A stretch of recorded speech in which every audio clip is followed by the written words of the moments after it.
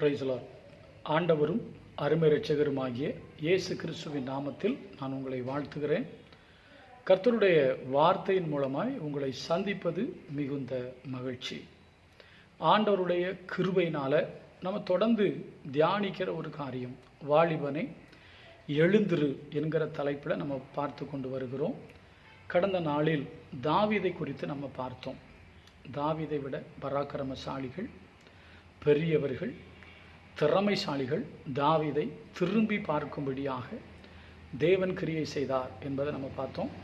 எல்லாவற்றையும் ஜெயித்த தாவீது பத்சபாலை ஜெயிக்க முடியாமல், தன்னுடைய கண்களையும் தன்னுடைய மாம்சத்தையும் ஜெயிக்க முடியாமல் போனதை நம்ம பார்த்தோம். நாமும் தேர்வுகளில் வெற்றி பெறுகிறோம், எல்லாவற்றிலும் வெற்றி பெற்று வருகிறோம். ஆனால் வேலைக்கு என்று போகும்போது பணத்திலேயோ மாம்சத்திலேயோ மயங்கிவிடக்கூடாது என்பதை நம்ம பார்த்தோம். இன்றைக்கு இன்னொரு பெண்ணை பற்றி நம்ம பார்ப்போம். அவங்கள குறித்து வேதம் என்ன சொல்லுது அப்படின்னா, தெரிந்த பெண்மணி தான், ரெபேக்காளை குறித்து பார்ப்போம். ஒரு வாலிப பெண் ரெபேக்காள். நமக்கு ரெபேக்காளுடைய நிறைய நல்ல குணங்கள் தெரியும். அவங்க எலியேசருடைய ஒட்டகங்களுக்கு 10 ஒட்டகங்களுக்கு அவங்க தண்ணீர் வார்த்ததெல்லாம் நமக்கு தெரியும். அதை பற்றி சொல்லாமல் இந்த ரெபேக்காள் என்கிற பெண்கிட்ட காணப்பட்ட ஒரு முக்கியமான ஒரு நல்ல குணம் இன்னைக்கு வாலிபர்களாகிய உங்களிடத்தில் இருக்க வேண்டும் என்று சொல்லி தேவனுடைய வார்த்தையாக நான் அதை உங்களுக்கு அறிவிக்கிறேன். ரெபேக்காளை பார்த்து அவர் கேட்குறாரு, நீ யாருடைய மகள்? படிக்கிற பாருங்க, ஆதியாகமும் 24வது அதிகாரம் 23வது வசனம். நீ யாருடைய மகள் எனக்கு சொல்ல வேண்டும், நாங்கள் உன் தகப்பன் வீட்டில் ராத்தங்க இடம் உண்டா என்றான். நல்லா கவனிங்க, எலியேசர் கேட்குறாரு, நீ யாருடைய மகள்? அங்கேயும் பார்த்தீங்களா, தாவீதை பார்த்து கேட்டாங்க, வாலிபனே நீ யாருடைய மகன்? இங்கேயும் கேட்குறாங்க, அம்மா நீ யாருடைய பிள்ளை?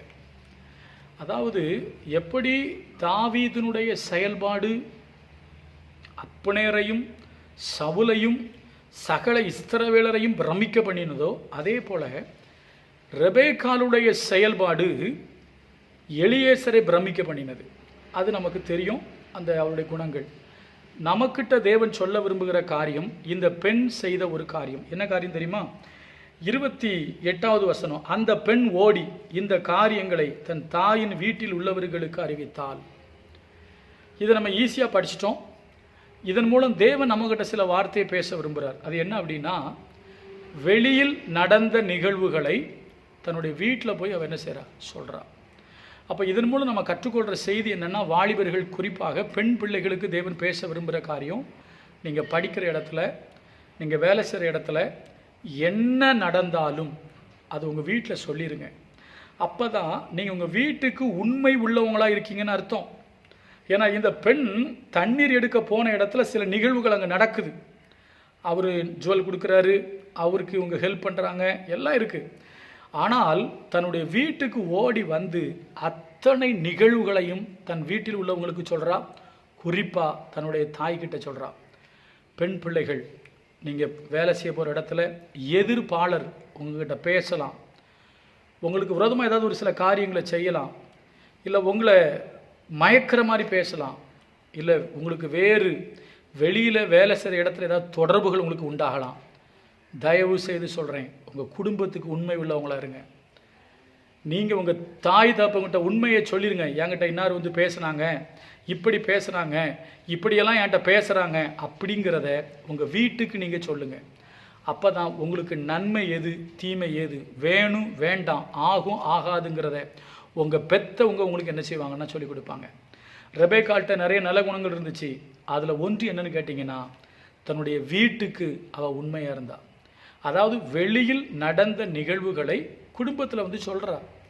நான் மறுபடியும் இந்த வார்த்தையை சொல்கிறேன். பிள்ளைகள் இன்றைக்கி வேலை செய்கிற இடத்துல, படிக்கிற இடத்துல, காலேஜில் இருக்கிற இடத்துல, ஹாஸ்டலில் நடக்கிற விஷயங்களை வீட்டில் சொல்கிறதில்ல. வீட்டில் சொல்லாதனால தான் பிரச்சனை வருது.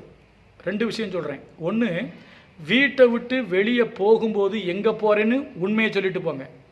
2, நீங்கள் வீட்டை விட்டு வெளியே போனீங்கல்ல, போன இடத்துல என்ன நடந்துச்சோ அந்த நிகழ்ச்சியை உங்கள் தாய் தாப்பங்கிட்ட உண்மையாக சொல்லுங்கள், உண்மையாக இருங்க. பெற்றவங்களை மறைச்சி எங்கேயும் போகவும் செய்யாதீங்க, பெற்றவங்களை மறைச்சி வைக்காதீங்க.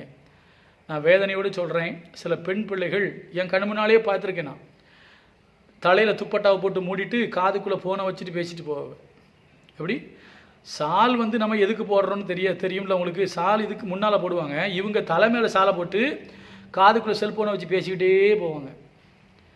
தாய்க்கும் தகப்பனுக்கும் தெரியாமல் எந்த வேலையும் செய்யாத, தப்பான காரியம் செய்யாதீங்க. தாய் தகப்பன்கிட்ட உண்மையாக இருங்க. மறுபடியும் சொல்கிறேன், வெளியே போகிறதையும் சொல்லுங்கள், வெளியே போன இடத்துல நடந்ததையும் சொல்லுங்கள். நீங்கள் வேலை செய்கிற இடத்துல நடந்ததை உண்மையை சொல்லுங்கள்.